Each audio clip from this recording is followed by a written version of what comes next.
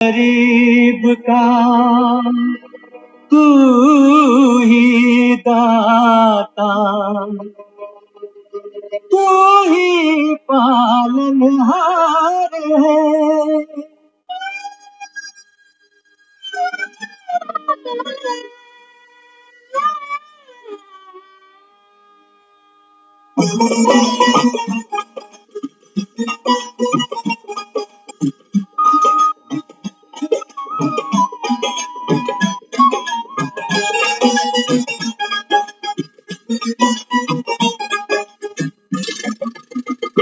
मेरी सुन ले दीन दयाल, कर दे मुझको माला माल, मेरी लाटरी निकाल मुरली वाले नंदलाल। मेरी सुन ले दीन दयाल, कर दे मुझको माला माल, मेरी लाटरी निकाल मुरली वाले नंदलाल। मेरी सुन ले दीन दयाल।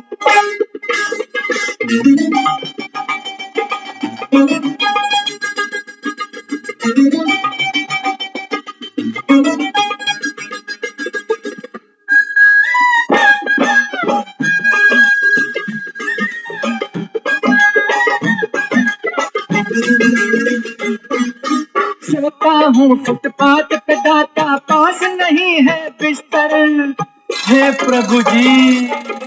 सोता हूँ फुटपाथ पे दाता, पास नहीं है बिस्तर।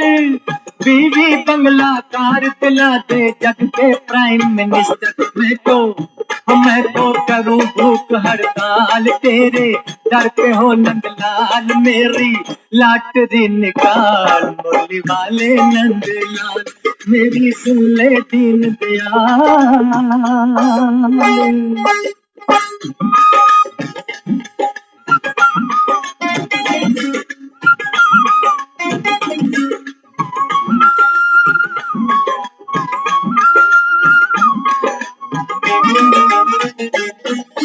हरियाणा मैसूर उड़ीसा या निकले मद्रास हे कृष्ण माँ। हरियाणा मैसूर उड़ीसा या निकले मद्रास, दिल्ली यूपी की रहती है मुझको हरदम आस। फिरता हूँ दर दर बेहाल, उड़ गए मेरे सर के बाल। मेरी लाटरी निकाल मुरली वाले नंदलाल। मेरी सुन ले दीन दयाल।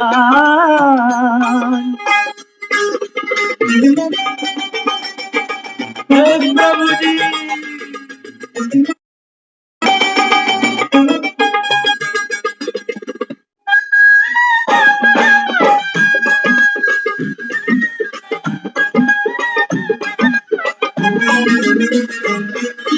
पाँच लाख की आए लॉटरी, फिर ढूंढूं घर वाली। वाह वाह। 5 लाख की आए लॉटरी, फिर ढूंढूं घर वाली।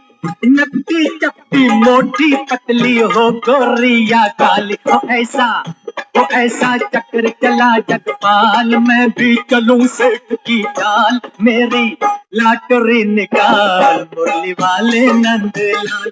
मेरी सुन ले दीन दयाल, कर दे मुझको माला माल। मेरी लाटरी निकाल मुरली वाले नंदलाल। मेरी सुन ले दीन दयाल।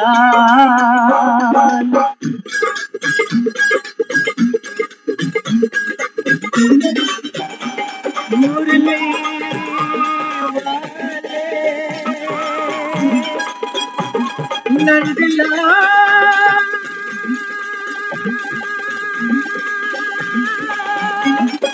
मुरली वाले नंदलाल।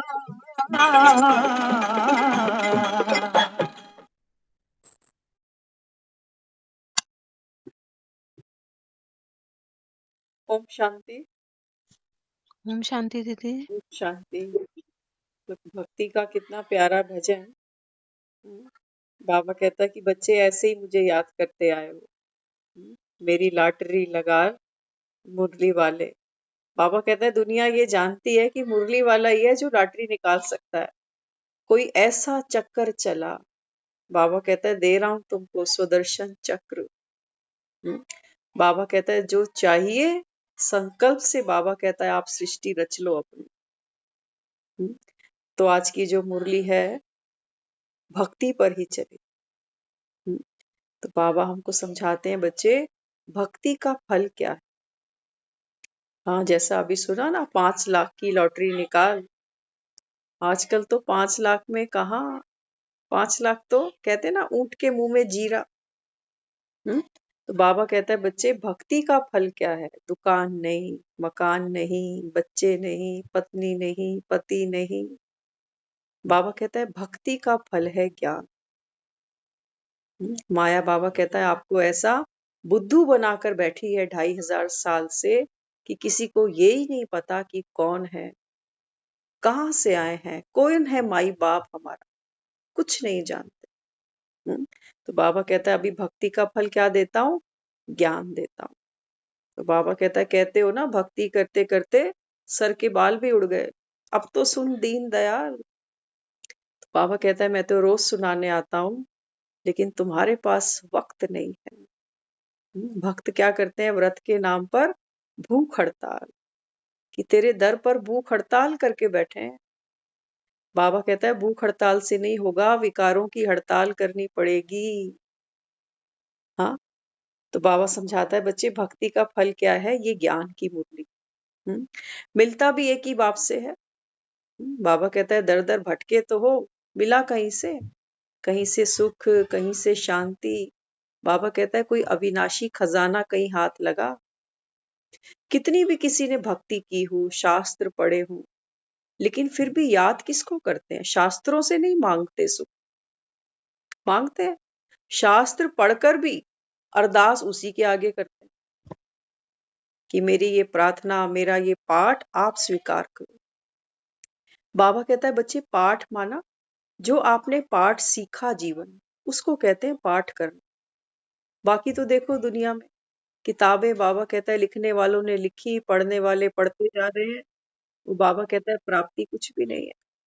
मंदिर भरे पड़े हैं, दुकानें भरी पड़ी हैं, पूजा का सामग्री बिक रही है, लोग खरीद रहे हैं, फिर से वही सब यूज कर करके सामग्री। अभी खेतरी देखी ना हमने, नवरात्रों के बाद खेतरी कहाँ पहुंची, पेड़ों के नीचे। वो टूटा फूटा सारा सामान फिर कहाँ आ जाता है, बाबा कहता है घूम फिर कर सब वापस मेरे पास छोड़ जाते हैं वृक्षपति के नीचे, कि तू ही संभाल ये टूटी फूटी मूर्तियां और फिर से जोड़ के दे इनको दुनिया में। हाँ, तो बाबा कहता है बच्चे जो भक्ति आपने की ये कबूल है, कबूल है, कबूल है। अब बाबा कहता है अब लो वरदान। बाबा कहता है कहानियां तो तुमने खूब सुनी कि किसी से प्रसन्न हुए और भगवान ने आकर वरदान दिया। अब बाबा कहता है जब रियल में आकर देता हूं तो बच्चों को भरोसा ही नहीं होता। हम्म, जो भक्ति नहीं करते तो वहम पड़ता। ध्यान से सुनना, बाबा कहता है दुनिया सारी भक्ति नहीं करती, सबको एक जैसा प्यार नहीं है, सबकी एक जैसी डिमांड भी नहीं है उससे। हाँ, तो बाबा कहता है बच्चे जो भक्ति नहीं करते उनको वहम पड़ता है कि भक्ति नहीं की इसीलिए फलाना जल्दी मर गया या बीमार हो गया। बाबा कहता है ऐसा तो है। कई बार आता है ना, कहते हैं इन्होंने तो कभी, अभी हम कुछ दिन पहले की बात है शायद राखी के आसपास, तो एक मिले तो वो बताने लगे, कहते हैं हमारे घर में जो हमारे बुजुर्ग हैं ससुर जी, कहते हैं वो फिल्मों के गाने सुनते हैं और हमारी जब ननद आती है तो अक्सर वो उनसे बहस करती है कि अब आपकी उम्र नहीं है ये सब गाने सुनने की, आप भजन सुना करो। तो कहते हैं मुझे भजनों में कोई रुचि नहीं है, मुझे तो पुरानी फिल्मों के गाने ही अच्छे लगते हैं। कहते इस बात पे उन दोनों की मुठभेड़ हो जाती है। तो हमारे सामने उन्होंने ये बात रखी कि क्या ये ठीक है। मैं कहा बिल्कुल ठीक है। तो ये कैसे ठीक है, एक उम्र में ये सब गाना, उछलना कूदना अच्छा नहीं लगता ना, बच्चे भक्ति कर रहे हैं, बाप मौज कर रहा है। हम्म, तो हमने तो उनको एक ही बात कही, मैंने कहा देखो चाहे भजन हो चाहे फिल्मों के गाने हो, 7 सुरों का ही सारा खेल है कि नहीं है, भजन भी और चाहे भक्ति के गाने भी। भक्ति के भजन सुनते हैं लोग गुम जाते हैं, रस आता है। कोई फिल्मों के गाने सुनते हैं तो रस आता है। तो मकसद क्या है, आनंद। किसी को शिकंजी पी के मिल रहा है किसी को लस्सी पी के मिल रहा है। तो लस्सी वाला ये क्यों कहे कि शिकंजी बुरी चीज है? तो भक्ति करी, थोड़ी देर अपना गम भूल गए, तो कहते हैं भक्ति का आनंद आया, भजन का आनंद आया, कीर्तन का आनंद आया। उन्होंने जब पुरानी फिल्म के गाने सुने तो उनको भी आनंद आया। हाँ, मैंने कहा एक हमारी एक ऐसी सोसाइटी बनी हुई है कि जो भक्ति करता है, वो भजन करता है, वो सबके लिए सम्माननीय बन जाता है कि बड़ी पाठ पूजा वाले हैं। भले ही मन में कितना भी किसी के प्रति मैल है, वैर है, वो दिखता थोड़ी है, लेकिन हाँ भगवे कपड़े दिखते हैं, राम नाम की चदरिया दिखती है। तो कहने लगे कि हाँ बात तो ठीक है, एक दूसरे को जब आपस में इस तरीके से बात करते हैं, एनकाउंटर करते हैं कि तुम सही हो तुम गलत हो, तो कोई किसी की मानता थोड़ी है। बाबा कहता है ना, हर आत्मा अपने संस्कार को बाबा कहता है अपने जीवन में इम्प्लीमेंट करेगी। इसलिए बाबा कहता है जब ये सोचते हो ना किसी ने भक्ति नहीं की तो देखो जीवन में क्या क्या हो गया। बाबा कहता है ये ऐसा नहीं है, ये सब वहम है। राम और रावण दोनों बेहद के हैं, दोनों का टाइम बराबर है। बाबा कहता है तुम कितनी भी भक्ति करो, लेकिन समय गिरती कला का है तो करोगे क्या? जैसे कोई कितना भी अपने ऊपर काम करे, लेकिन अगर बूढ़ा हो गया तो बुढ़ापा तो बढ़ना ही है, बुढ़ापे को थोड़ी कोई रोक लेगा। ऐसे ही बाबा कहता है बच्चे ये समय कौन सा है, गिरती कला का, तो भक्ति करो चाहे फिल्मों के गाने सुनो। बाबा कहता है आत्मा है तो गिरती कला। इसलिए बाबा कहता है कभी भी ये वहम नहीं रखना चाहिए कि फलाने ने देखो कभी भक्ति नहीं करी, कभी राम का नाम नहीं लिया, इसलिए देखो जीवन में कितना दुखी। बाबा कहता है जो कर रहे हैं भक्ति, इनकी भी जीवन कहानियां सुनो पढ़ो कभी। दुखी हैं तभी तो भक्ति कर रहे हैं, दुखी हैं तभी तो भक्ति कर रहे हैं। हाँ, हमने बच्चों को भी यही सिखाया हुआ। पेपर आता है तो बच्चों को कहते हैं मंदिर में मत्था टेक के जाना। हाँ, तो बाबा हमको यही समझाता है कि बच्चे ये राम और रावण दोनों बेहद के हैं, दोनों का टाइम बराबर है। तुम लिखते जाओ शुरू से, कितनी लंबी चौड़ी गीता बन जाए। बाबा कहते हैं ये है सच्ची सच्ची गीता। दुनिया में ये सब बातें ना कहीं सुनी है, ना देखी है, ना पढ़ी है। तो बाबा कहता है बढ़ाई भी करते हैं ना कि सागर को स्याही बना दो, और फिर ये भी कहते हैं कि चिड़िया ने हप लिया। बाबा कहते हैं जब भगवान की महिमा करते हो तो कहते हो कि सागर की स्याही बनाओ, तब भी उसकी महिमा नहीं लिख सकते, और एक तरफ कहते हो कि चिड़िया ने सारा सागर हप कर लिया। तो भक्ति मार्ग में तो चिंता करनी पड़ती है। तुम थोड़े से मिलकर अभी गोवर्धन पर्वत उठाते हो। बाबा कहता है ये गोवर्धन पर्वत मेरे बच्चे उठा रहे हैं अभी। भक्ति में लोग क्या कहते हैं, गोवर्धन किसने उठाया, मुरलीधर ने। बाबा कहता है बिल्कुल ठीक है, लेकिन मुरलीधर है कौन ये दुनिया नहीं जानती। बाबा कहता है मैं देहधारी नहीं हूं, मैं हूं शिव निराकारी, तुम आत्माओं का पिता।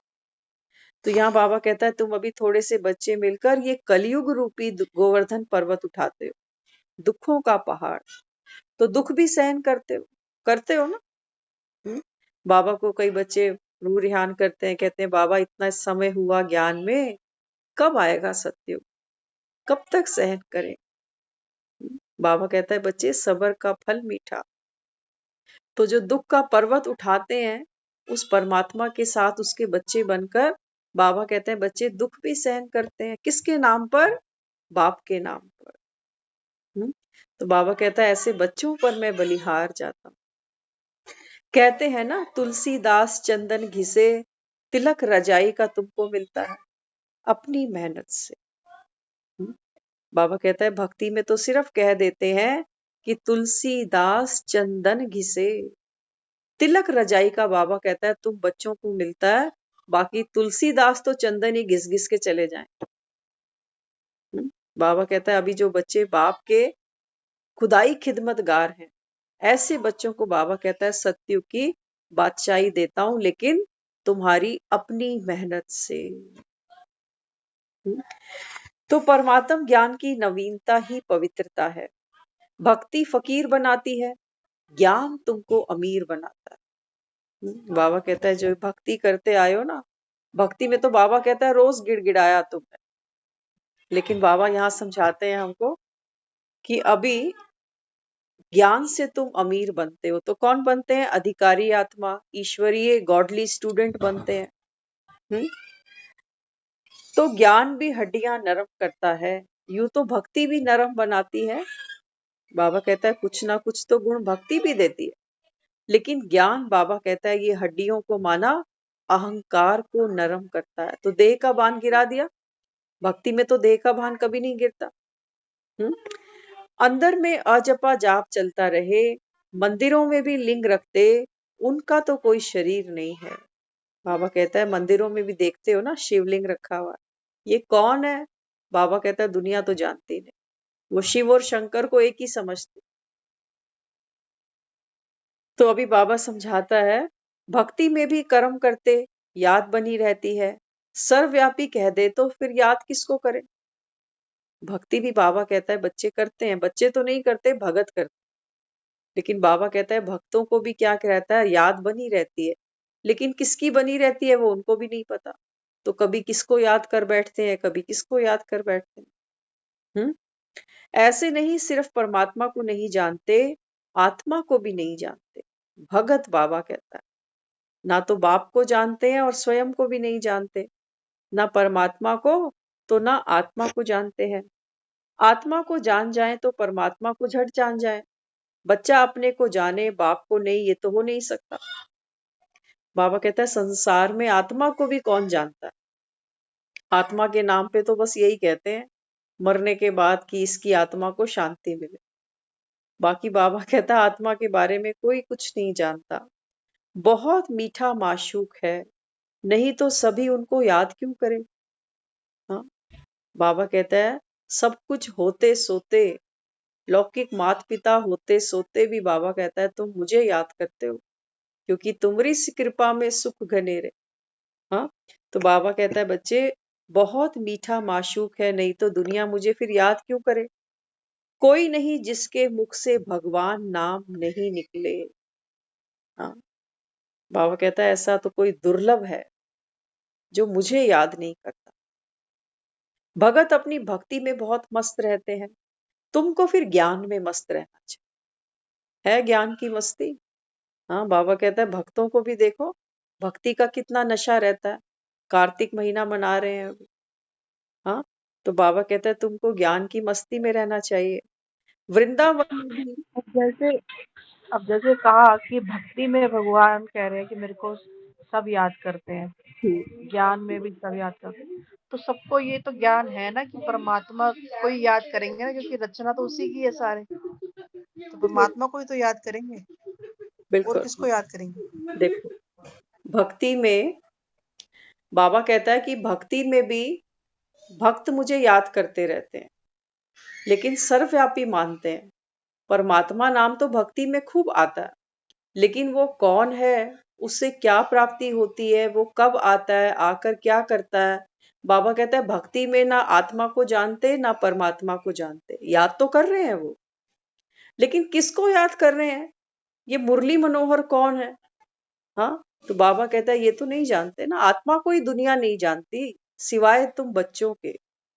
तो बाबा कहता है भक्ति तो कर रहे हैं वो, लेकिन बाप को नहीं पहचानते। तो बाबा कहता है फिर प्राप्ति भी क्या होगी, अल्पकाल की प्राप्ति। मस्ती तो है भक्ति की, उसी में ही खुश हो जाते हैं। तो ये बहुत ये बड़ा तो डिफरेंस। ये तो सबको भी, ये तो मोस्टली बंदे से भी पूछे, सबको इतना ज्ञान तो है ना कि हम्म आत्मा जब, इंसान जब मरता है तो आत्मा परमात्मा में लीन, इतना तो सब कहते हैं ना कि परमात्मा में लीन हो गई। सबको ये तो पता है ना कि आत्मा नहीं मरती, आत्मा अमर है। आत्मा तो आत्मा नहीं मरती। एक तरफ से भगत कहते हैं कि जब कोई शरीर छोड़ता है तो आत्मा परमात्मा में लीन हो जाती है, और दूसरी तरफ कहते हैं कि पुनर्जन्म हो गया। बाबा कहता है अगर आत्मा परमात्मा में लीन हो जाए तो इसको अविनाशी फिर क्यों कहते हो। आत्मा कभी परमात्मा में लीन नहीं होती है। परमात्मा भी ज्योतिर्बिंदु है, हम आत्माएं भी ज्योतिर्बिंदु हैं, लेकिन परमात्मा और हम में फर्क ये है वो एवर प्योर है। तो ये भी तो कहते हैं ना कि भी जैसे इंसान मरता है, आत्मा फौरन दूसरा जन्म ले लेती है, वो दूसरा डिपेंड जन्म ले करता है, लेती है। डिपेंड करता है कि किस आत्मा के कितने कल्प में कितने जन्म होने हैं, उस पर डिपेंड करता है वो। कईयों के जन्म जल्दी जल्दी होते हैं, कईयों के जन्म थोड़ा लेट होते हैं, डिपेंड करता है। लेकिन बाबा कहता है भक्ति में याद तो करती है दुनिया, लेकिन वो भगवान को कहाँ जानते हैं। भगवान सबके मुख से निकलता जरूर है, लेकिन मैं कौन हूँ, बाबा कहता है ये गुप्त। जब तक मैं ना आऊं, तब तक बाबा कहता है मुझे कोई जान नहीं सकता। और बाप को जब तक ना पहचानो, तब तक बाबा कहता है कि भगवान से तुमको क्या प्राप्ति होगी, बाबा कहता है ये दुनिया नहीं जानती। तो मंदिरों में जाकर फिर क्या करते हैं, उससे सुख मांगते हैं, धन मांगते हैं, संतान मांगते हैं। लेकिन बाबा कहता है भक्ति का फल मैं तुमको ज्ञान सुना रहा हूं। सुनाने वाला कौन है? स्वयं परमात्मा ज्योतिर्बिंदु परमात्मा शिव। बाबा कहता है मैं ड्रामा में सिर्फ मेरा यही मेन लीडिंग रोल है। संगम पर आता हूं, तुम बच्चों के सिवा भक्तों को संगम का भी नहीं पता। शास्त्रों में केवल 4 गुरु का वर्णन है, ये लोग 5 यही मांग भक्ति में भी लोग यही मांगते हैं ना, सुख हो, शांति हो। हम्म, मतलब परमात्मा अब रिमाइंडर दे रहा है ना कि तुम अपने सुख धाम, शांति धाम को याद करते हो। वो और कहता है वो कहता है कि भक्ति में लोग मांगते हैं सुख हो, शांति हो, लेकिन बाबा कहता है मांगने से नहीं मिलेगी, आपको सुख स्वरूप बनना पड़ेगा। आपकी खुद की मेहनत से बाबा कहता है तुमको राजाई मिलेगी, मांगने से नहीं मिलेगी। इसलिए बाबा कह रहा है भक्ति में दुनिया क्या है, भिखारी, और ज्ञान में बाबा कहता है मैं तुमको अमीर बनाता हूं। तो ज्ञान को सुनते हो ना, ज्ञान को थोड़ा गहराई से सुना करो। ये भक्ति की जो भावनाएं हैं, बाबा कहता है ये श्रेष्ठ है, लेकिन बाबा कहता है इनसे कोई प्राप्ति नहीं। कभी ये नहीं सोचो, देखो हम, आप कह रहे हो कि भक्ति में भी तो दुनिया याद कर रही है, हम भी याद कर रहे हैं, तो नवीनता क्या है यहाँ बैठने की? क्या हमें मंदिर जाने की कमी पड़ गई? हमारे लिए मंदिर बंद हो गए? हम क्यों नहीं जा रहे मंदिर? बाबा कहता है मंदिरों में मैं हूं कहाँ? तुम्हारी बनाई मंदिर है, तुम्हारी बनाई मूर्तियां हैं, तुम ही पास देते हो, तुम ही वीआईपी बुलाते हो। बाबा कहते हैं मेरी तो एंट्री ही नहीं मंदिर में। तो वहां पर क्या है, भक्ति भी बाबा कहता है देह का भान है। बाप को नहीं जानती दुनिया, भगवान तो मानती है, लेकिन बाबा कहता है जानते तो नहीं है, पहचानते तो नहीं है, कब आता हूँ, क्या करता हूँ, क्या देता हूँ। बाबा कहता है ये दुनिया नहीं जानती। हम्म, तो आगे बढ़ते हैं अभी। वृंदावन में 2 भक्तिन कहते हैं बस हम यहाँ ही रहेंगी, यहाँ ही शरीर छोड़ेंगे। बाबा कहता है देखो भक्ति का नशा भी कितना है भक्तों में। तो वृंदावन की महिमा बाबा बताता है, वो क्या कहते हैं, हम तो वृंदावन ही रहेंगे और वृंदावन में ही शरीर छोड़ेंगे। तो बाबा कहता है बच्चे वास्तव में बात क्या थी? बात ये थी बाप की याद में रहना। जगह कौन सी है ये मैटर नहीं करता। बाबा कहता है वास्तव में बात ये है कि बाप की याद में रहना और बाप की याद में ही शरीर छोड़ देना। बाबा कहता है तुम सोचते हो हम वृंदावन में जाकर प्राण देंगे तो हमको मुक्ति मिल जाएगी? बाबा कहता है मुक्ति जीते जी, बाबा कहता है अभी मुक्त होना है तुमको। आत्मा मुक्त हो देह के बंधन से, देह के विकारों से, देहिक आकर्षणों से, तब बाबा कहता है मुक्ति पाओ। आसमान में कौन मुक्ति लेकर बैठा हुआ? तो यहाँ बाबा समझाता है, बहुत कहते अच्छे मकान में चल रहो, ज्ञान लो, बोलती हम तो यही रहेंगे, कृष्ण पर न्योछावर है ना। कितने लोग बाबा कहता है उनको आकर लालच देते हैं कि चलो यहाँ से अच्छे मकान में चलकर रहो, लेकिन जो कृष्ण की दीवानी है वो तो कहती है नहीं, हम तो यही जिएंगे, यही मरेंगे। बाबा कहता है ऐसी मीराएं भी हैं भक्ति में जिनका नशा नहीं उतरता, दुनिया कितना भी कोशिश कर ले। बाबा कहता है तुमको नशा चढ़ा रूहानी, कि दुनिया हमको कितना भी बोल ले कि आजकल आप कार्तिक नहीं नहाते हो। बाबा कहता है बच्चे तुम्हारा तो सारा संगम ही कार्तिक बन गया अभी। तो 1 महीने की बात नहीं है कि 4 बजे उठ के स्नान करना है। बाबा कहता है नहीं, वो कर्म कांड है सारा। शरीर को स्नान कराते हैं, इसका स्नान कहाँ किया? तो यहाँ बाबा हमको समझाता है कि बच्चे अभी तुम्हारा लंगर भक्ति मार्ग से उठ चुका है। जितना जितना कोई ज्ञान को समझता है, रटने की बात नहीं। बाबा कहता है जब ज्ञान आपके दिल में बैठता है ना, तो बाबा कहता है भक्ति से तुम्हारा लंगर उठ जाता है। ऐसा नहीं कि भक्ति ठीक है अपनी जगह, बाबा किसी चीज की निंदा नहीं कर रहा, लेकिन बाबा कहता है जब बच्चे बड़े हो जाते हैं ना, तो छोटे कपड़े बच्चों को आते नहीं, फिर पहना सकते हो। बड़े बच्चों को दिखाओ कि 2 साल का तू ना, तो ये तेरे मोजे हैं, अब पहना के देखो उसको, अब तो नहीं आएगा। लेकिन ये सत्य है कि जब ये 2 साल का था तो ये मोजे पहनता था। बाबा कहता है ऐसे ही जब तुम्हारी बुद्धि बढ़ती है ना, तो बाबा कहता है फिर ये भक्ति छोटी पड़ती है, ये हद की है। हाँ, क्योंकि हम भी हद के, हमारा मंदिर भी हद का, हमारी जो कर्म कांड में जो पुरुषार्थ था वो भी हद का, और हमारी जो वहां से महत्वाकांक्षाएं थी वो भी हद की। अभी बाबा कहता है तुम गोवर्धन उठा रहे हो, वहां तो एक एक भगत अपने ही दुख से दुखी है, तो वो गोवर्धन क्या उठाएगा दुनिया का। बाबा कहता है ज्ञान से मैं तुमको इतनी ताकत देता हूं कि तुम बाप के मददगार बनते हो और कलयुग का ये गोवर्धन उठाते हो। तो सुनते हैं, फिर बताया बाबा ने। बाबा कहता है अभी तुम्हारा लंगर भक्ति मार्ग से उठा, ज्ञान में चल पड़ा है। तुम जो आधा कल्प से पढ़ते सुनते आए हो, उससे प्राप्ति हुई, पेट भरा। बाबा कहता है सिर्फ ये जन्म नहीं देखो कि हमने कब से भक्ति शुरू की है। किसी ने बचपन से की है, किसी ने जवानी में की है, किसी ने बुढ़ापे में की है, और किसी ने कभी भी नहीं करी। तो बाबा कहता है बच्चे आधा कल्प द्वापर से करते आ रहे हो, क्या प्राप्ति हुई, पेट भरा। हाँ, बाबा कहता है कोई प्राप्ति हुई। बाप नहीं कहते भक्ति छोड़ो। बाबा कहता है मैं कभी नहीं कहता कि भक्ति छोड़ो, अगर यहां भी ना चल सके तो फिर वह भी छूट जाए, क्या फायदा। क्योंकि ज्ञान क्या है, बाबा कहता है ज्ञान तो अति गुह्य है। और ज्ञान पे चलना कैसे है, जैसे तलवार पे चलना।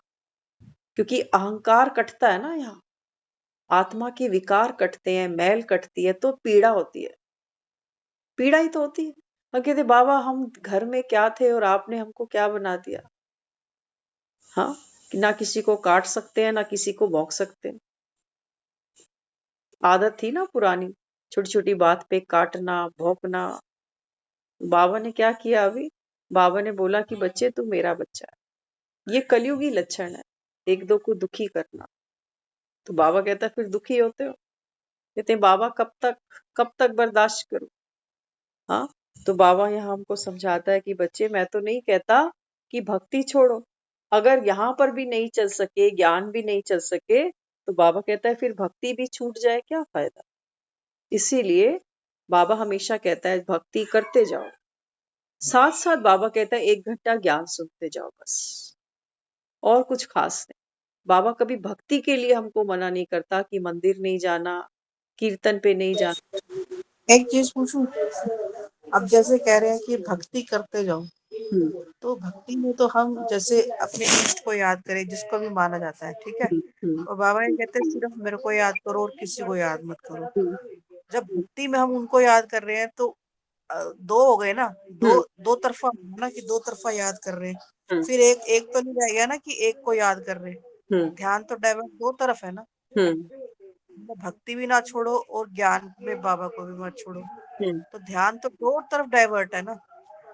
देखो, जब हम भक्ति करते हैं ना, तो हमारा ध्यान दो तरफ डाइवर्ट नहीं है, हमारा ध्यान 33 करोड़ जगह डाइवर्ट है। नहीं नहीं, भक्ति। 33 करोड़। अब जैसे अब सारे 33 एक, जैसे अब मैं अपना ही लूं, ठीक है। हम्म, तो हम्म, हम एक ही ईश्वर को, जैसे मेरा आस्था माँ पे है, तो हम्म, माँ को ही याद करते हैं कि माँ। हम्म, हम्म, हम 33 करोड़ देवताओं के नाम थोड़ा ना जानते हैं कि कौन से हैं कौन बिल्कुल, से नहीं है। तो बिल्कुल। एक ही को याद कर रहे हैं ना, हम्म। एक ही को याद कर रहे हैं ना। तो एक तो को याद करो। ऐसे ही मैं कह रही हूँ कि भी भक्ति कह रहे भक्ति करो, हम्म, तो भक्ति में हम माँ को याद कर रहे हैं, ठीक है। हम्म, उधर से हम्म, बाबा कह रहे हैं में सिर्फ मेरे को याद करो, अगर हम्म, कुछ और याद आया हम्म, तो आगे नहीं बढ़ सकते। तो हम्म, फिर बात तो वही होगी ना, हम्म। दो पाँव, दो दो पाँव रखे हुए हैं ना नाव में। देखो ऐसे होता तो है, आपकी बात बिल्कुल सही है। बाबा क्यों कहता है ऐसा? बाबा कहता है जब आप भक्ति करते हो ना, ये आपने अभी जो बोला कि मेरी आस्था इष्ट मेरी माँ है, लेकिन आप देखो जब आप माँ के मंदिर में भी जाते हो, तो माँ के मंदिर में माँ अकेली नहीं बैठी हुई है। बजरंग बली भी बैठा है, गणपति भी बैठा है, शिवलिंग भी बना है, राधे कृष्ण भी है। तो वहां पर अनेक प्रकार की जड़ मूर्तियां हैं। हम केवल माँ को नमन नहीं करते, भले ही वो खास है, लेकिन रिश्तेदारी तो सबसे निभाते हैं, सबको नमस्ते करते हैं। अब बाबा हमको कहता है भक्ति करते एक बाप को याद करते चलो। अब हमने पहले नमन, क्या कहा? देखो नमन करते हैं, सब सभी देवताओं हाँ, को नमन करते हैं, बिल्कुल। लेकिन मन से तो एक ही इष्ट का निकलता है ना, कि माँ, मेरी माँ, मेरी माँ है ना। तो लेकिन मतलब कहने का, अब जैसे बाबा कहते हैं कि भी मुझे याद करो। हम्म अब बुद्धि से तो हमारे को पता है हम्म कि बाबा है, हम्म लेकिन जो हमारे अंदर इतने सालों का वो है कि भी हम बिल्कुल। माँ की भक्ति करते आ रहे हैं, वो कैसे छूटेगी। वो देखो जब हम ज्ञान सुनते हैं ना, तो अभी तक हमारी इष्ट माँ है, माना माँ को हमने कभी देखा तो नहीं, मूर्ति देखी, स्वरूप देखा तो लट्टू हो गए। अब जब हमको ज्ञान समझ में आता है तो हमको ये पता चलता है कि ये जो माँ है, ये कौन है, ये शक्तियां, ये श्रृंगार इसको किसने दिया, ये किसकी सजनी है, कहाँ से शक्तियां लेके आई। तो हमको पता ये चलता है कि ये माँ है तो पिता वो है। ये तो नॉलेज मिल गई कि माँ कौन है अब या कहाँ से आई। अब आगे सुनो, अभी आर्ग्यू बाद में करना, पहले सुन लो। बाबा कहता है कि बच्चे अब आपको पता चला ना ये शक्ति है, तो शक्ति किसकी है? शिव की शक्ति है ना? शिव की शक्ति है। जब ज्ञान में हम थोड़ा और गहरे जाते हैं, बाबा कहता है ये देवी कौन है, ये शक्ति कौन है? बाबा कहता है तुम ही हो। यही कह रहा है ना बाबा। कल भी दंगल की बात की थी ना, तो दंगल फिल्म जब हमने देखी, तो छोटी छोटी बच्चियों को नहीं पता था कि ये बाप मुझसे क्यों पहलवानी कराना चाहता है। उनको ये लगता था ये बाप हानिकारक है, ये टॉर्चर कर रहा है हमको, ना खाने देता है ना घूमने देता है। लेकिन बाप को पता था कि ये वर्ल्ड कप जीत के ला सकती है। हम्म, अब बाबा हमें कहता है कि बच्चे तुम ये थोड़ी हो जो अपना रोल लेके बैठे हो कि मैं फलाने की माँ हूँ, फलाने की पत्नी हूँ। बाबा कहता है तू शिव की शक्ति है, पहचान खुद को। तो जब भगवान मुझे आकर कहता है कि मैं शिव की शक्ति हूँ, मंदिर में मेरी मूर्ति है, तो फिर वो मूर्ति और मैं चैतन्य। अब बाबा कहता है मैच करो, उसमें और तुम में क्या कमी है। तो अगर भक्ति में ज्ञान सुनते सुनते भी आज हम ये कहें कि मेरी इष्ट माँ है, माँ ठीक है, वंदनीय है वो, उसका बहुत प्यारा रोल रहा, लेकिन आज एक कन्या है, कुछ साल बाद उसको भी माँ बनना पड़ेगा, माँ की जिम्मेवारी उसको उठानी पड़ेगी।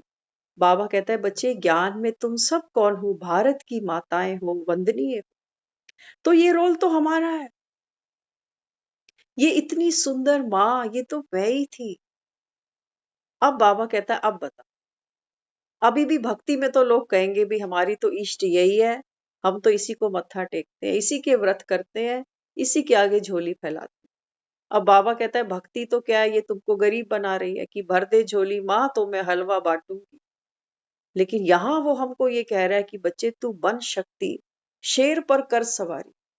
हाँ, और बाबा कहता है भक्तों की मनोकामनाएं पूरी कर। तो बताओ, पुजारी बनना आसान है कि पूज्य बनना आसान है? क्या आसान? वो तो हमको वहां बिठाना चाहता है कि भाई वर्ल्ड कप जीत कर लेकर आएगी मेरी गीता बबीता, और गीता बबीता यही सोच रही है कि गांव की गलियों में गन्ने ही चूसते इमली खाते तो बढ़िया था। ये बहुत बड़ा डिफरेंस है। हाँ, ठीक है, अभी आगे बढ़े। तो आगे फिर बाबा समझाता है बहुत प्रेम से महिमा गाते थे, डरते भी थे, भले गाते तो मात पिता, पर कब आया क्या मिलता ये तो पता ही नहीं। बाबा कहता है भक्ति में आप बहुत प्रेम से महिमा गाते हो, आज भी दुनिया गाती है। इसलिए बाबा कहता है मैं तुमको कभी नहीं कहता कि बच्चे भक्ति छोड़ दो। बच्चा है, अभी पेंसिल से लिख रहा है। हाँ, जब सियाना हो जाएगा तो खुद ही पेन पकड़ा देगा उसको बाप। तो बाबा कहता है बच्चे अभी तो तुम पेंसिल पकड़े चलो, पेंसिल क्यों छोड़ देते हो? पेंसिल भी छोड़ दी फिर तो वंचित रह जाओगे। हाँ, बाबा कहता है भक्ति है जैसे पेंसिल पकड़ना। अब बाबा कहता है मैं दो तुमको तरफा रखे, मतलब दो तरफा हो, भक्ति भी करें और ज्ञान भी। देखो, जब बच्चा चलता है ना, शुरू शुरू में बच्चा इंडिपेंडेंट नहीं चलता, हम बच्चे को वॉकर देते हैं, वॉकर देते हैं ना सपोर्ट के लिए। तो बाबा कहता है बच्चे ये भक्ति भी तुम समझो सपोर्ट है। कम से कम कोई अच्छा काम ही तो कर रहे हो ना, ना किसी की निंदा कर रहे हो, ना चुगली कर रहे हो, ना चिंता कर रहे हो, भक्ति कर रहे हो, तो करते जाओ। लेकिन बाबा कहता है जब ज्ञान को सुनते जाओगे ना, तो भक्ति से बाबा कहता है तुमको उबाक आने लग जाएगी, क्योंकि तुमको पता चलेगा कि हम जिसकी भक्ति कर रहे थे ये तो मैं ही हूँ। सोचो, अगर भगवान अभी अभी भरोसा नहीं हो रहा ना हमको, हमें लगता है ये तो सामने बैठकर सामने वाला बोल रहा है कि तुम ही देवियां थे, क्योंकि हम खुद को जैसे जानते हैं ना, हमें लगता है मेरे जैसा इंसान देवी देवता था, खुद को ये आता है बिल्कुल ना, नहीं। अब हमारे अंदर तो कितने अवगुण होंगे। हाँ, अब हमें अपने गुण नजर आ रहे हैं, दूसरे बिल्कुल। बंदे को नजर आते हैं अवगुण, तो दूसरे को हम तो एक कहेंगे हम बार, परफेक्ट है। बिल्कुल। अब बाबा क्या कहता है, बाबा हमें यही तो कहता है कि तुम स्वदर्शन चक्र चलाओ। तो स्वदर्शन चक्र में ये नहीं देखो कि मैं यहाँ रहती, मेरा ये परिवार, ये बच्चे, नहीं। बाबा कहता है सुदर्शन चक्र चलाओ, देखो मैं परम धाम में आत्मा, फिर देखो सतयुग में मैं देव आत्मा, फिर देखो द्वापर और कलयुग में मैं पूजनीय आत्मा, मंदिरों में मेरी पूजा हो रही है। और फिर बाबा कहता है संगम पर देखो मैं ईश्वरीय संतान, और फिर मैं फरिश्ता आत्मा। बाबा कहते हैं ये है तुम्हारा वास्तविक स्वरूप, तुम कहाँ आज भी थे यही बोला मेरे? ना, आज भी मुरली में यही बोला ना बाबा ने, हर समय ये स्मृति रहे कि तुम गॉडली स्टूडेंट हो। बिल्कुल। तो यहाँ ये बाबा, स्मृति, हाँ, गॉडली स्टूडेंट हो। गॉडली स्टूडेंट हो। अब देखो जब बच्चा शुरू शुरू में स्कूल जाता है ना, उसके पास कोई सब्जेक्ट्स नहीं होते, होते, लेकिन जैसे जैसे क्लासों का उसका स्टैंडर्ड बड़ा होता है, तो कितने सब्जेक्ट आते हैं, साइंस भी आया, मैथ्स भी आया, हाँ, कितने सब्जेक्ट्स बढ़ते चले जाते हैं। क्यों? क्योंकि बच्चे के अंदर कैचिंग पावर बढ़ रही है अभी। अब वो समझ सकता है चारों सब्जेक्ट्स को, चारों को क्या, आठों को। स्कूल में तो 8 सब्जेक्ट पढ़ाते हैं, हाँ। तो बाबा कहता है अभी तो कहते हो भक्ति ही नहीं संभल रही, और ज्ञान और भक्ति दो पल्ले। बाबा कहते हैं नहीं बच्चे, भक्ति, बाबा कहता है ये आपका सपोर्ट है, लेकिन जब आप इंडिपेंडेंट हो जाओगे तो आपको भक्ति के वॉकर की जरूरत नहीं पड़ेगी। लेकिन डिपेंड किस पे करता है? ज्ञान में बाबा कहता है जो बच्चे तीखे जाते हैं, बाबा कहता है वो पढ़ते भी हैं और पढ़ाते भी हैं। तो श्री कृष्ण वो आत्मा है जो खुद पढ़कर अर्जुन जैसों को पढ़ा रही है। अगर खुद ही संशय होता, हाँ, तो फिर दिखा सकती विराट रूप।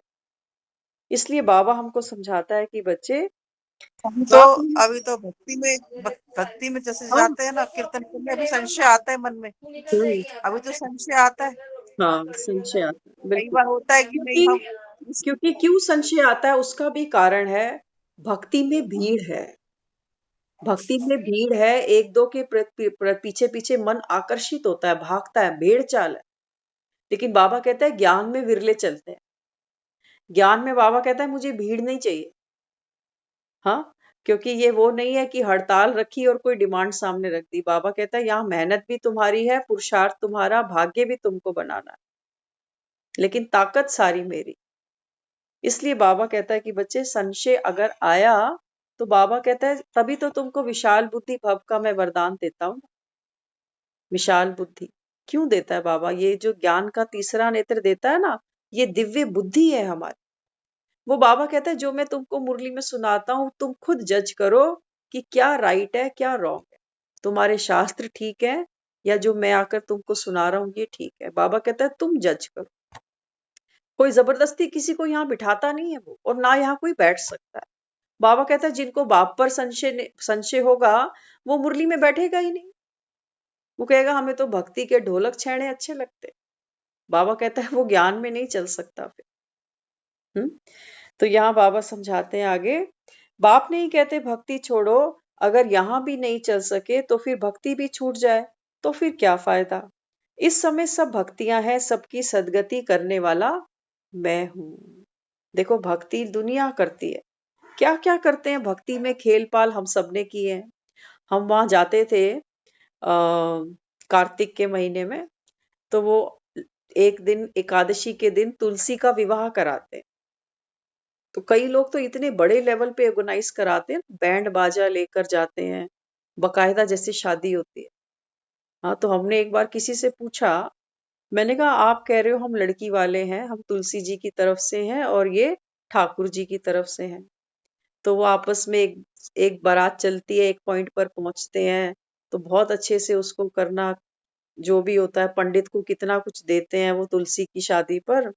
वो मैं सोचती हूँ कि तुलसी की शादी आप हर साल कराओगे? हमने भी शादी करी, सोचो तो एक बार शादी हुई ना, फिर तो हम सालगिरह मनाते, लेकिन वो हर साल ही कन्यादान कर रहे हैं तुलसी का। बाबा कहते हैं देखो ये खेल करने में भक्तों को कितना मजा आता है। हम्म। तो यहाँ बाबा कहता है कि देखो इस समय तुम सब भक्तियां हो ना, तो बाबा कहता है भोले हो, भोले के बच्चे भोले। बाबा कहता है माया ने तुमको भोला बना के रखा कि तुम यही नहीं जानते कि आत्मा क्या है तो परमात्मा क्या है।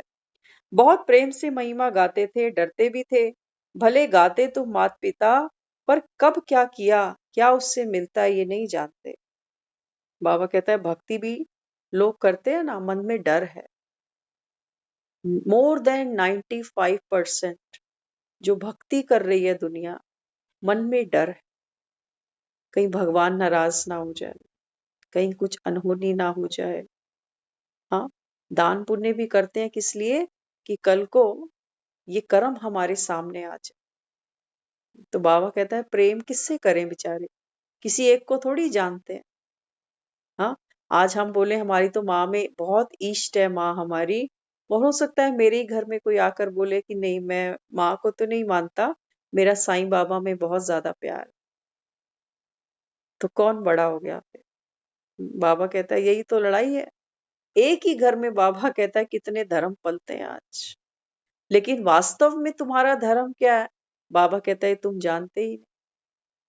आत्मा सबके अंदर है, सुख सब चाहते हैं, हैप्पीनेस सब चाहते हैं, लेकिन बाबा कहता है तुम्हारा धर्म क्या, ये नहीं जानते।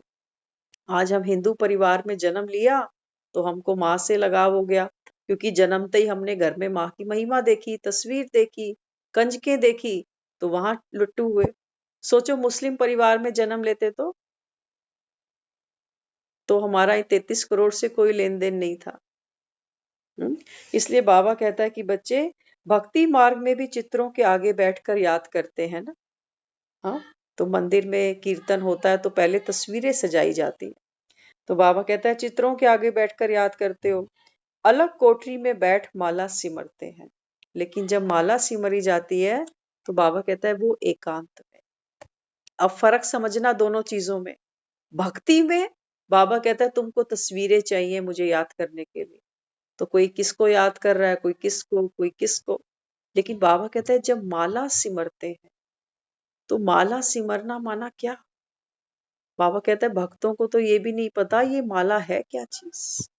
108 ही माला के दाने क्यों हैं? 9 क्यों नहीं है, 109 क्यों नहीं है, 107 क्यों नहीं है? और बाबा कहता है एक माला जब पूरी फेर लेते हैं तो फूल को क्यों नमस्कार करते हैं ऊपर, किसी दाने को नमस्कार नहीं करते, फूल को नमस्कार करते। क्या है बाबा कहता है ये नहीं जानते। तो बाबा कहता है बच्चे वास्तव में ये बात है ज्ञान की। जब आत्मा परमात्मा को सिमरती है, बाबा कहता है किसी तस्वीर की जरूरत नहीं, मैं भी बिंदु, मेरा बाबा भी बिंदु। और ये माला के मन के कौन है?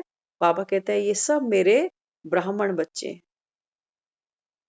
बाबा कहता है ये फूल बीच में कौन है? स्वयं परमात्मा, क्योंकि परमात्मा ही वो प्रेम की डोर बनता है जो इतने अलग अलग धर्म की आत्माओं को एक साथ जोड़ देता है।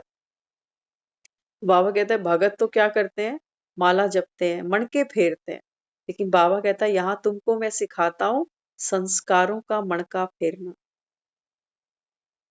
ये बाबा कहता है तुम्हारा पुरुषार्थ है, तुमने किया इसलिए तुम्हारी भक्त महिमा गाए। तो देवी देवता कभी बैठ के सोचो तो सही, जिस माँ से इतना प्यार है ये कहाँ से आई, कहाँ चली गई? इतनी हमने स्टोरियां सुनी माँ की कि भैरव पीछे लगा, ऐसे ऐसे कन्या थी। कभी बाबा जो ज्ञान सुनाता उसके साथ इसका समीकरण जोड़ो तो सही, तब बाबा कहता है तुमको पता चले कि राइट क्या तो रॉन्ग क्या। बाबा कहता है आत्मा जब घर से चली है ना तो ऐसी पवित्र कन्या है, लेकिन बाबा कहता है फिर बीच में क्या है, ये विकारों के भैरव इसके पीछे लग जाते हैं। वो बाबा कहता है फिर तुम ये अंतर मन की गुफा में बैठकर तपस्या करते हो। बाबा कहता है वहां फिर क्या दिखाया, भक्ति में मंदिर बना डाल। लेकिन बाबा कहता है ज्ञान में ये बात है तुम्हारी। आगे फिर समझाया, आदिदेव की पत्थर की मूर्ति एक्यूरेट थोड़ी ही है। आदिदेव माना ब्रह्मा। बाबा कहता है कि इसकी जो मूर्ति बनी है एक्यूरेट थोड़ी है, असल जो था वो तो जलकर खत्म हो गया। ब्रह्मा की तस्वीर बाबा कहता है अभी जो तुम देखते हो भक्ति में थोड़ी वैसी बना रखी है। कैसी दिखाई है ब्रह्मा की तस्वीर, मुकुट पहने हुए। बाबा कहता है ब्रह्मा को मुकुट कहां से आ गया, ब्रह्मा तो पुरुषार्थी है अभी। बाबा कहता है जब ये कृष्ण बनकर सतयुग में आता है तब इसको मुकुट मिलता है। तो भक्ति मार्ग में अनेकों के पास जाते हैं, कितने तीर्थ यात्राएं करते हैं। हाँ, एक से पेट थोड़ी भरता है। बाबा कहता है एक से प्राप्ति नहीं तो फिर दूसरी जगह भी चल पड़ते हैं कि चलो यहाँ पर भी चले। हाँ, तो सुख और शांति के लिए सत्संगों में जाते, जो नहीं जाते मायावी मस्ती में ही मस्त रहते। सुख शांति के लिए तो बाबा कहता है सत्संगों आदि में जाते हो ना। हाँ, जो नहीं जाते वो बाबा कहता है माया की मस्ती में मस्त रहते हैं। धनी को ना जानने के कारण फिर आपस में लड़ते झड़ते रहते हैं। अब देखो हम माँ के भगत हैं तो हम वैष्णो देवी भी जाएंगे, नैना देवी भी जाएंगे, मनसा देवी भी जाएंगे। हाँ, कहते ना 9 देवियों की यात्रा करी। अब बाबा कहता है ये देवियां कौन है, सिर्फ दर्शन करने से बाबा कहता है बात नहीं बनती। बाबा कहता है मैं तुमको दर्शनीय बनाने आया हूँ। शिव की शक्तियां है ना, शिव की शिव की शक्तियां।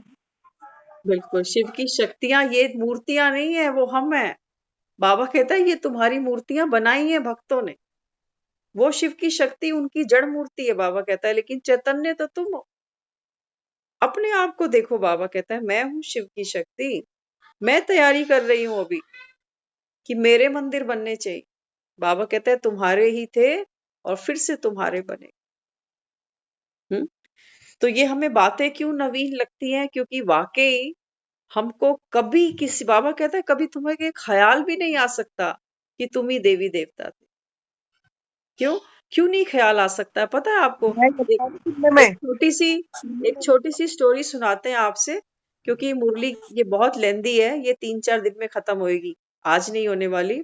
अभी एक छोटी सी आपको स्टोरी शेयर करते हैं, आपको क्लैरिटी आएगी कि क्यों हमको भरोसा नहीं आता कि हम ही देवी देवता थे। तो एक बार एक राजा था। राजा का जो बेटा था ना, वो जिसको हम कहते हैं करेक्टरलेस, हाँ, वेश्यागमन करना, जुआ इत्यादि खेलना, वो सब करता था और उम्र भी कम थी अभी। तो राजा उसको कई बार समझाता था कि देखो अब मेरे बाद मेरी राजगद्दी पे तुमको बैठना है, तो तुम ऐसे अगर चलोगे तो राज्य का क्या होगा।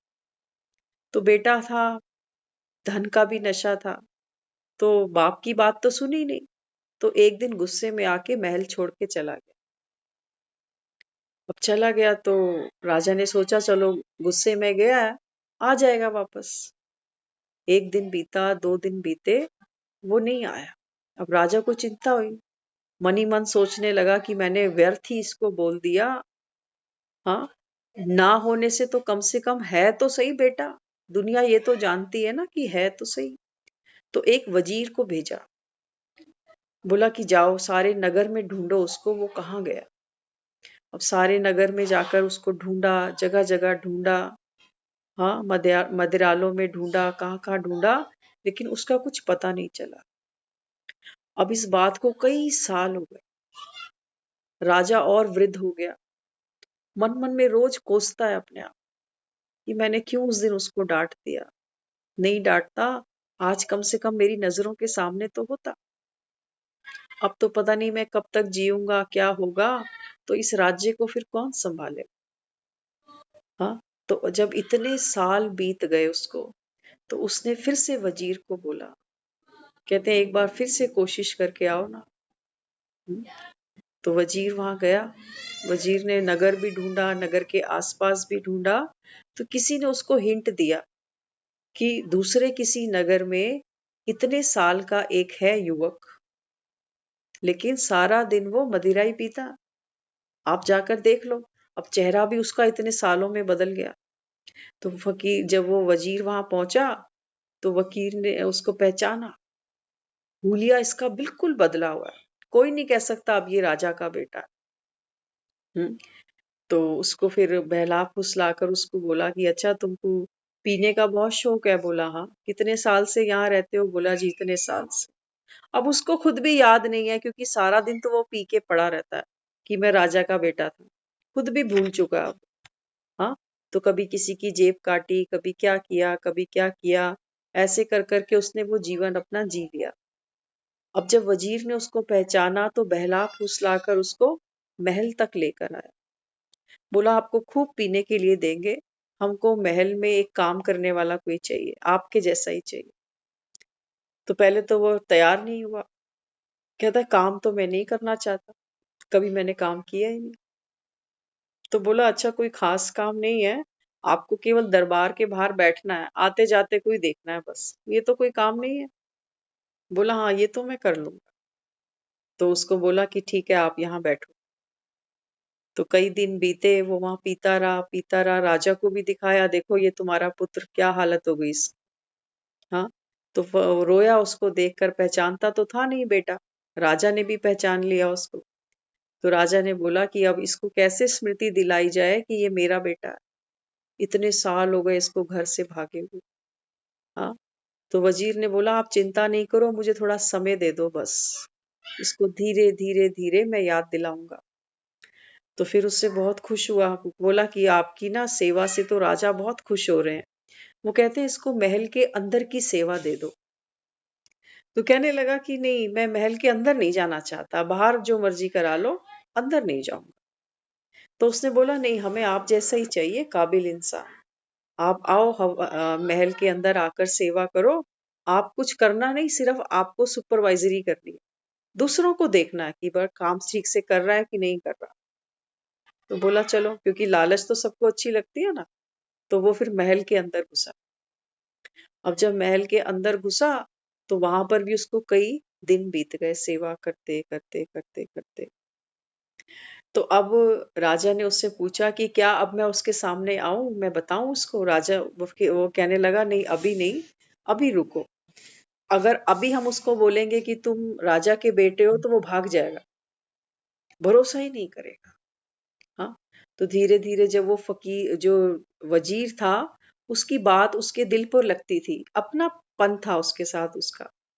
तो एक दिन जब वो बैठे आपस में यार दोस्तों की तरह, तो वजीर ने उसको फिर एक दिन प्यार से बोला, कहते हैं कि राजा का ना बेटा है नहीं, और राजा आपको अपना बेटा बनाना चाहता है, वो आपसे बहुत खुश है। तो वो तो एकदम उसके होश ही कि मुझे राजा बेटा बनाना चाहता।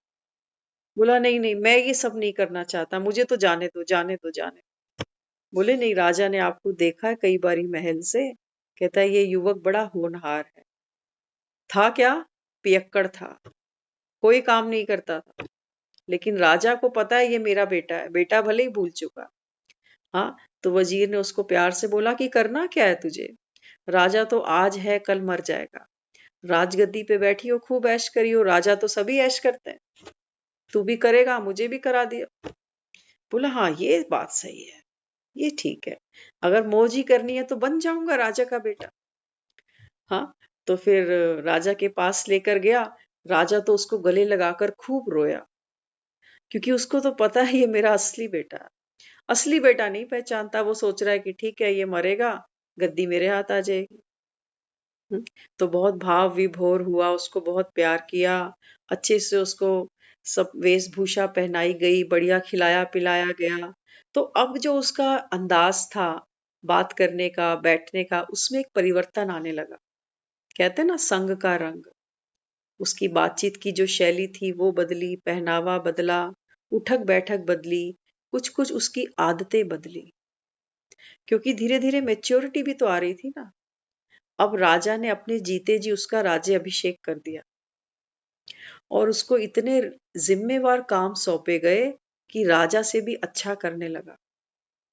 अब आप देखो, अगर ये राजा उसको पहले दिन पकड़ कर ले आता और कहता चल तू मेरा बेटा है, वो आता ही नहीं कभी, क्योंकि उसको ये लगता मैं बेवड़ा हूं, मैं पियक्कड़ हूं, राजा तो मुझे कैद ना दे देगा कि मैं नगर में चोरियां भी करता हूं। डर है ना, यही डर हमारे अंदर। हम कहते हैं हमारे जैसा आदमी राजा का बेटा, हमारी शक्ल देखो, हमारी अकल देखो, हम राजा के बेटा। बाप क्या करता है, धीरे धीरे बहला फुसलाकर हमको बड़े प्यार से भीतर बुलाता है कि आजा, बहुत धक्के खाए तूने, दर दर धक्के खाए, कभी इस दरवाजे कभी उस दरवाजे, मिला क्या, पेट भरा तेरा।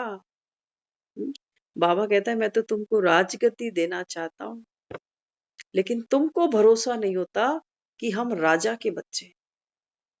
बाबा कहता है मैं तो तुमको पहचानता हूं, तुम मुझे नहीं पहचानते। तो कभी इस बात पर अगर संशय आता भी है ना, तो देखो हम जो हैं जैसे हैं, बाबा कहता है बच्चे अनेक जन्मों के संस्कार तुम ढो रहे हो। ये संस्कार तुम्हारे नहीं है, क्रोध तुम्हारा नहीं, अहंकार तुम्हारा नहीं, देह तुम्हारी नहीं, श्वास तुम्हारी नहीं, धन तुम्हारा नहीं, संबंधी तुम्हारे नहीं, तुम खुद कहते हो कि क्या लेकर जाएंगे। अब बाबा कहता है क्यों ये पापों की गठरी सर पे ढोते हो रोज, उतार दो इसको, आओ महल के अंदर, करो मौज। तुम ही देवी देवता थे, तुम्हें ही राजगद्दी पे बिठाऊंगा, और कहां से लेकर आएगा देवी देवता, कभी सोचो तो सही। भगवान एक है, देवी देवता 33 करोड़ है, तो ये लेके कहां से आएगा, कहां से लेकर आएगा। ये पेड़ पे लगेंगे कि ये जमीन से निकलेंगे कि आसमान से आएंगे। बाबा कहते हैं ये है ज्ञान। तुमको बाबा कहता है मैं तुमसे मिलाता, लेकिन हमारी बुद्धि कहां फंसी हुई है, पीछे फंसी है कि हम भरोसा ही नहीं आता। बाबा कहता है तुम थे, तुम मेरे राजे बच्चे थे। हाँ, तो जितना जितना हम ज्ञान को समझते जाएंगे, हमारे मन के संशय गिरेंगे, हमारे संस्कार परिवर्तन होंगे, और हमारे अंदर से आवाज आएगी कि मैं ही था, कल्प पहले भी था और कल्प के बाद भी बनूंगा। ओम शांति।